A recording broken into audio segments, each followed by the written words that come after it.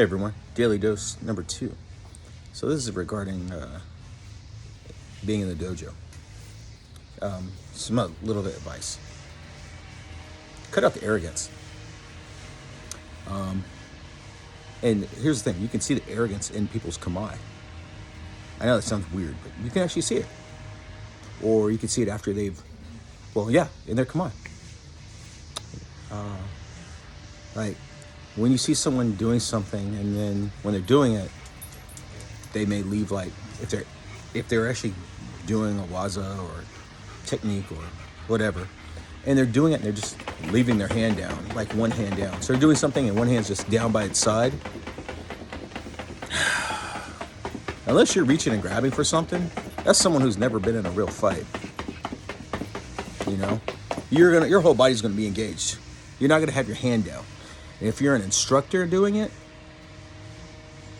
you're actually teaching your students bad habits, because when they get in a fight, they're going to mimic exactly what you do. And then they may do that and then get hit by someone's right hand across the face, you know. Another part of it, like I was saying, is after a person's done a technique. So they'll just kind of like stop and put their hands down and be like, oh, whatever, and kind of thing. Instead of moving away or staying on that person, and you want to assume Zenshin. So stepping back into Kamae, don't just stand there and bring your hands down and wave them like, ooh. It looks stupid, and it's teaching bad habits, and it shows arrogance on that instructor's part. You know? It's like, I'm going to try to turn this camera around. Let me see. I'm going to show you. Try to do this here. All right.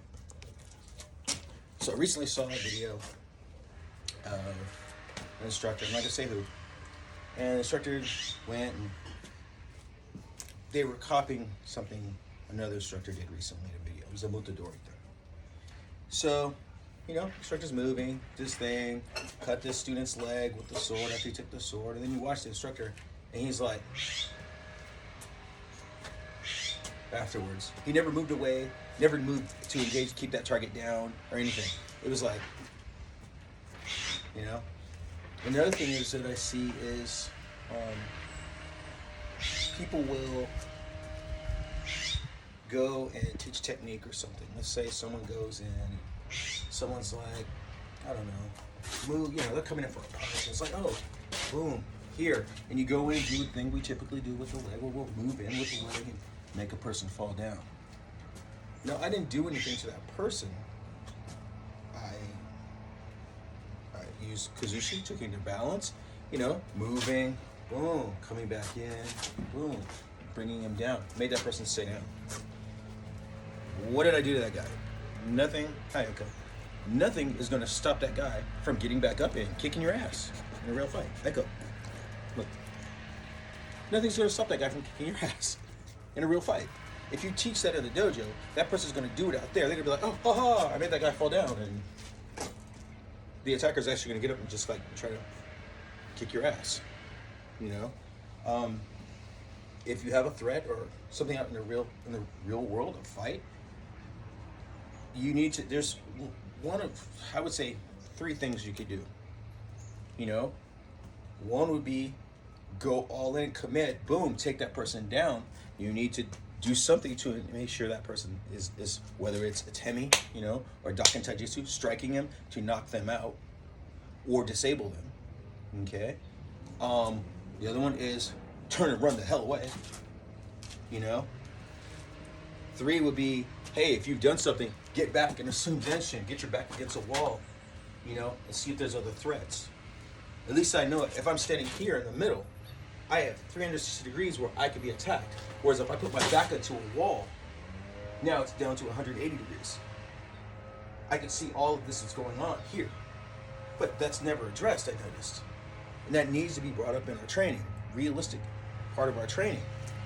Your environment, using it. You know?